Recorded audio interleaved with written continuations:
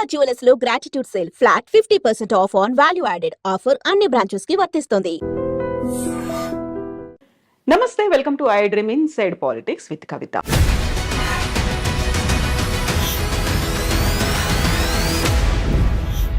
నలభై 47వ అధ్యక్షుడిగా డొనాల్డ్ ట్రంప్ బాధ్యతలు స్వీకరించిన తర్వాత ర్యాపిడ్ ఫైర్లో ఆదేశాలు జారీ చేస్తున్నారు. జన్మతః వచ్చే పౌరసత్వాన్ని రద్దు చేశారు. విదేశాలకు చేసే సహాయాన్ని 90 రోజుల పాటు నిలుపు చేశారు. దీంతో పాటుగా H1 వీసాల మీద చర్చలు, వాదనలు కొనసాగుతున్నాయని చెప్పారు. అండ్ ఆంక్షలు కూడా కొనసాగుతున్నాయి. భారతదేశం మీద ద్వైపాక్షిక సంబంధాలు ఎలా ఉండబోతున్నాయి? ఈ ఎగ్జిక్యూటివ్ ఆర్డర్స్ భవిష్యత్తులోనూ ఇలాంటి సంచలనాలనే కలిగించబోతున్నాయా? మనతో పాటుగా ఉన్నారు డాక్టర్ జయప్రకాష్ నారాయణ గారు. సార్ నమస్తే. నమస్తే కవిత. సార్, గతంలో మనం మాట్లాడుకున్నాం డొనాల్డ్ ట్రంప్ అధ్యక్షుడిగా రాబోతున్నాడు అని. వచ్చేసారు, రాగానే ర్యాపిడ్ ఫైర్ లో ఆదేశాలు అనేవి, ఈ ఎగ్జిక్యూటివ్ ఆర్డర్స్ అనేవి అసలు పెద్దన్నగా మనం భావిస్తుంటాము అమెరికాని. ఎలా అనిపిస్తున్నాయి సార్ విదేశాల మీద? మనం రెండు విషయాలు ట్రంప్ను గురించి గట్టిగా ఆలోచించాలి. ఒకటి, గత 2-3 రోజులుగా ఆయన పని చూస్తున్నట్టయితే చెప్పిన మాట చాలా మేరకు చేస్తాడు. ఎందుకంటే ఇంకోసారి మళ్ళీ అవకాశం లేదు దానికి. వృద్ధాప్యంలో ఉన్నాడు. తన బ్రాండ్, తన మార్క్ ఉండాలని చెప్పని ఏం చేయబోతున్నాడో ముందే చెప్పాడు. ఎన్నికల్లో ఆయన ఏమీ రహస్యం ఏం లేదు, మంచిగానే చెడుగానే. ఉదాహరణకి క్యాపిటల్ మీద, అమెరికన్ పార్లమెంట్ మీద దాడి చేసిన వాళ్ళు నిజంగా దేశద్రోహం కొడుకున్నట్లెక్క. హింసకు పాల్పడ్డారు, కొంతమంది మరణాల కాలకులైనారు. వాళ్ళందరినీ క్షమాపక్ష ప్రసాదిస్తున్నాడు, ఇచ్చాడు. మంచిగానే చెడుగానే ఆయన చెప్పింది సీరియస్గా తీసుకుంటున్నాడు, స్ట్రాంగ్గా చెప్తాడు కూడా. రెండోది, ఇనాగరల్ స్పీచ్లో ఆయన ఒక మనిషిని ఉదహరించాడు. ఆయన విలియం మెకిన్లీ అని, అమెరికా రాష్ట్రపతిగా 1897 నుంచి 2001 దాకా ఉన్నాడు ఆయన. 2001లో సెప్టెంబర్లో ఆయన చంపేశారు. ఈ హత్యకు గురైన రాష్ట్రపతుల్లో ఆయన ఒకడు. ఆయన తర్వాత థియోడోర్ రూజ్వెల్ట్ వచ్చాడు. మెకిన్లీ ఆయన్ని ప్రస్తావించాడు. మెకిన్లీ రెండుకి ప్రధానంగా పేరున్నవాడు. ఒకటి, టారిఫ్లు, ఇతర దేశాల నుంచి దిగుమతుల్ని తగ్గించడం, దాని మీద ఈ టారిఫ్లు పెట్టడం. రెండు, దేశ విస్తరణ కాంక్ష. అమెరికా చివరిసారిగా విస్తరణ చేసింది మెకిన్లీ సమయంలో. స్పానిష్ వార్ అని చెప్పని 1898లో ఆ వార్లో గెలిచిన తర్వాత ఈవేళ ప్యూర్టోరికో ఆ రకంగా స్పెయిన్ నుంచి వచ్చింది. ఈవేళ క్యూబాని విడుదల చేశారు. అమెరికానే దానికి మోక్షం కలిగించి స్వతంత్ర దేశంగా చేసింది. అట్లాగే ఆయన కాలంలోనే ఈ హవాయి రాష్ట్రం అది అమెరికాలో కలిపేసుకున్నారు. ఫిలిప్పీన్స్ స్పానిష్ వార్లో స్పానిష్ కాలనీ, అది అమెరికా చేతుల్లోకి వచ్చిన తర్వాత స్వతంత్ర దేశంగా అయింది. కాబట్టి ఆయన పనామా కెనాల్ గురించి కానీ మరోదాన్ని గురించి కానీ మాట్లాడుతుంటే చాలా సీరియస్గా తీసుకోవాలి. ఎందుకంటే ఆ మెకిన్లీ ప్రభావం ఏమైందని ఆయన స్పష్టంగా చెప్తున్నాడు. మూడోది, ట్రంప్లో ఏమిటంటే ట్రాన్సాక్షనల్ మ్యాన్. పెద్ద సిద్ధాంతాలు అలాంటివి ఏమి పెద్దగా ఉండవు ఆయనకి. ఆ సందర్భాన్ని బట్టి ఏది లాభం అనుకుంటే తన దేశానికి, తాను నమ్మిన లక్ష్యాలకి, దానికి ఆయన సిద్ధం. అప్పటికప్పుడు నిర్ణయాలు ఉంటాయి. డీల్ మేకింగ్ ఆయన ఎప్పుడు కూడా గర్వంగా చెప్తుంటాడు, నేను డీల్స్ బాగా చేస్తాను, ఒప్పందం చేసుకుంటాను, వాడికి కావాల్సింది ఇస్తాను, నాకు కావాల్సింది తీసుకుంటానని చెప్పని. కాబట్టి ఉడుపుగా ఆయనతో ఫైట్ చేయాలి. అంతే తప్ప సిద్ధాంతం ప్రకారం ట్రంప్తో ఫైట్ చేస్తే సిద్ధాంతం ఆయనకు లేనప్పుడు ఉపయోగం లేదు. అంచేత ఈ 4 ఏళ్ల కాలం ప్రపంచం అంతా కూడా ఆ ప్రభుత్వం, అక్కడ ప్రజల మనస్తత్వాన్ని గుర్తించి, ముఖ్యంగా భారతదేశం లాంటి దేశం చాలా లాఘవంగా మన ప్రజలను కాపాడుకుంటూనే మరి అవతల వాళ్ళ ఎక్కడ గట్టిగా ఉన్నారో గమనించి మన అవసరం మేరకు ఇచ్చిపుచ్చుకునే ధోరణి ఉండాలి. సో ఇప్పుడు జన్మతః వచ్చే పౌరసత్వాన్ని రద్దు చేశాము అన్న తర్వాత అక్కడున్న వాళ్ళకి లాభమా, మనకి నష్టం జరుగుతోందా? ఎలా ఉంది సార్ పరిస్థితి అనేది?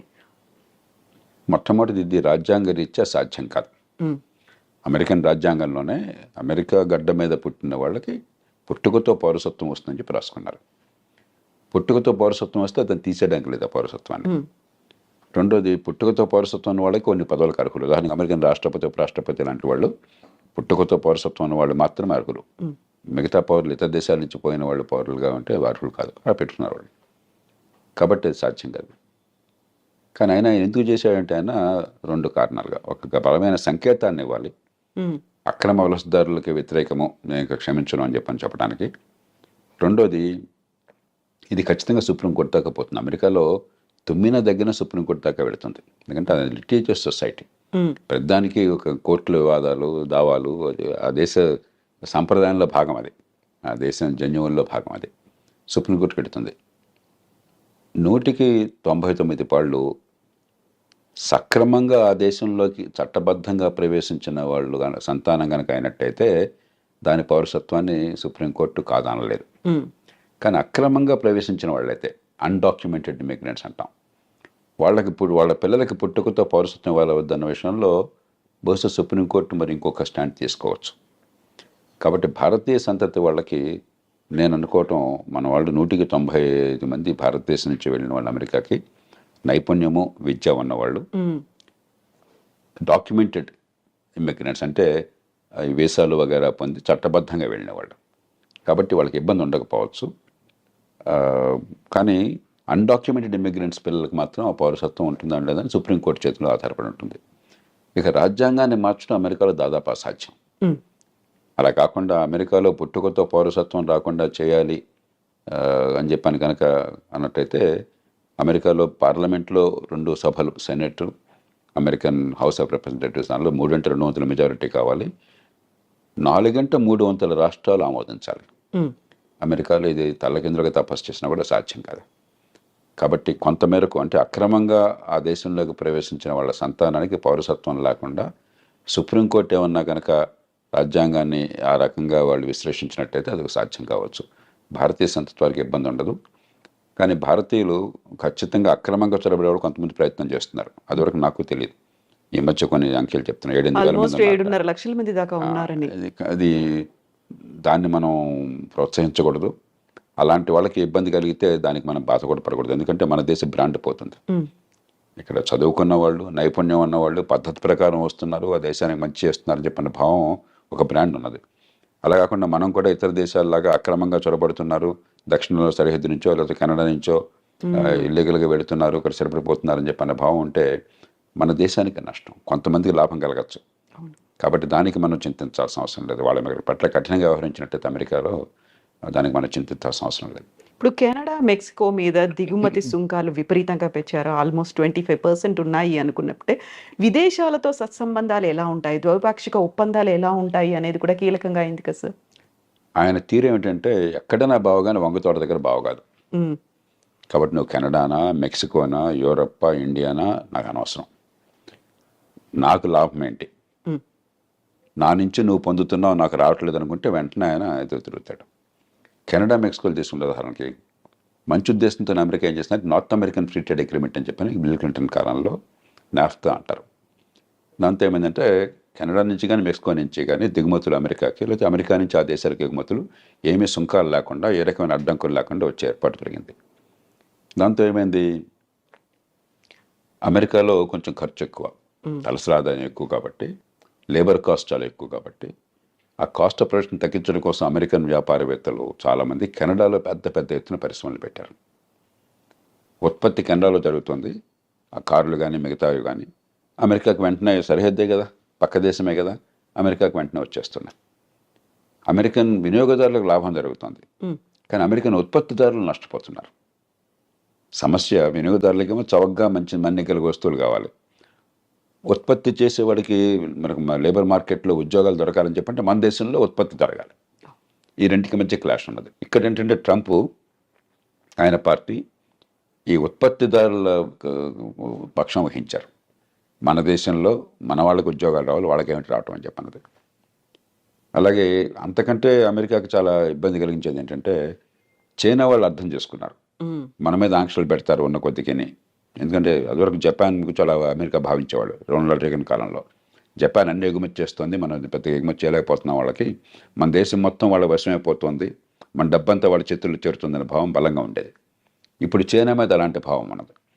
చైనాతో ట్రేడ్ సర్ప్లస్, చైనాకి $200-300 బిలియన్ ట్రేడ్ సర్ప్లస్ ఉంది అమెరికాతో.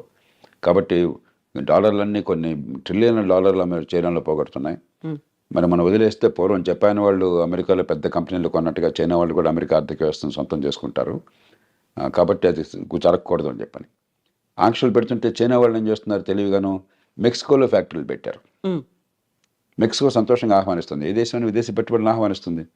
మనం కూడా ఎవరైనా పెట్టుబడులు పెడతామంటే మనం సంతోషంగా రమ్మని చెప్పంటాం మన దేశంలోకి. కాబట్టి చైనా వస్తువులు చైనా నుంచి రాకుండా మెక్సికో నుంచి వస్తున్నాయి. ఈ 2 కారణాలుగా ఆయన గట్టిగా విరుచుపడుతున్నాడు. మూడో దానికి కోపం ఏమిటంటే దానికి కొంత ఆధారాలు కూడా ఉన్నాయి. అమెరికా ఇవాళ ప్రపంచంలో మాదక ద్రవ్యాలు ఈ డ్రగ్స్కి ప్రపంచ క్యాపిటల్ అయిపోయింది. డిమాండ్ అక్కడ విపరీతంగా ఉన్నది. కొన్ని కోట్ల రూపాయలు ఖర్చు పెట్టడానికి సిద్ధంగా ఉన్నారు అక్కడ జనం అవి కొనటం కోసం చెప్పని.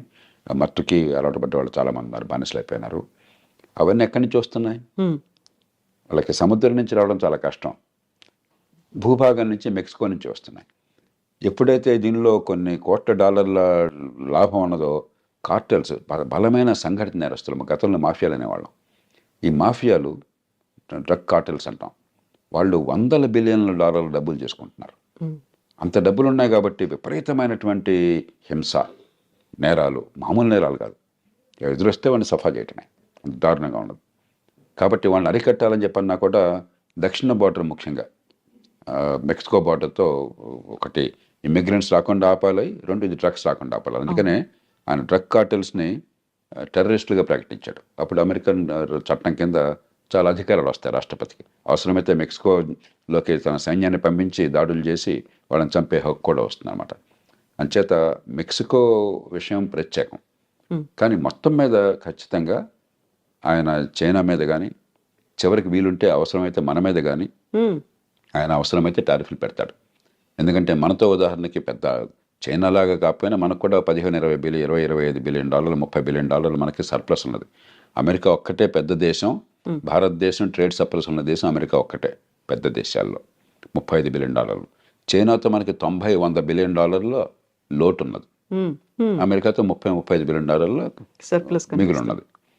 ఆయనకి ఎక్కడ ఏ దేశానికి తన దేశంతో వాణిజ్యంలో మిగులున్నా సరే ఆయనకి వెంటనే అక్కసు, వాడు వస్తువులు మన దగ్గర అమ్ముకుంటున్నాడు, మనం అమ్మలేకపోతున్నాం అని చెప్పని. హ్యార్లీ డేవిడ్సన్ ఒక కంపెనీ ఉంది. ట్రంప్ 2-3 సార్లు దాని గురించి ప్రస్తావించారు. ఈ మోటార్ సైకిల్ నడుపుతారు. అవి ఏమిటో నాకు తెలియదు కానీ కొంచెం ఈ కుర్రాళ్ళు కొందరు మోసపోతారు, చాలా ఖరీదైనటువంటివి. మన వాళ్ళు ఖరీదైన వస్తువులు మన దేశంలో లగ్జరీ ట్యాక్స్ చాలా ఎక్కువ పెడతాం. ఆయన 2-3 సార్లు ప్రస్తావించాడు, ఇండియా టారిఫ్ కింగ్, చూడండి హార్లీ డేవిడ్సన్ మోటార్ సైకిల్ మీద టారిఫ్ పెట్టారని చెప్పని. అలాంటి విషయాల్లో మనం కొంచెం సౌమ్యంగా, పెద్ద నష్టమే లేదు, ఆయనకి ఏదైతే గట్టిగా బుర్రలో ఉందో దాన్ని తగ్గించేసుకోవాలి.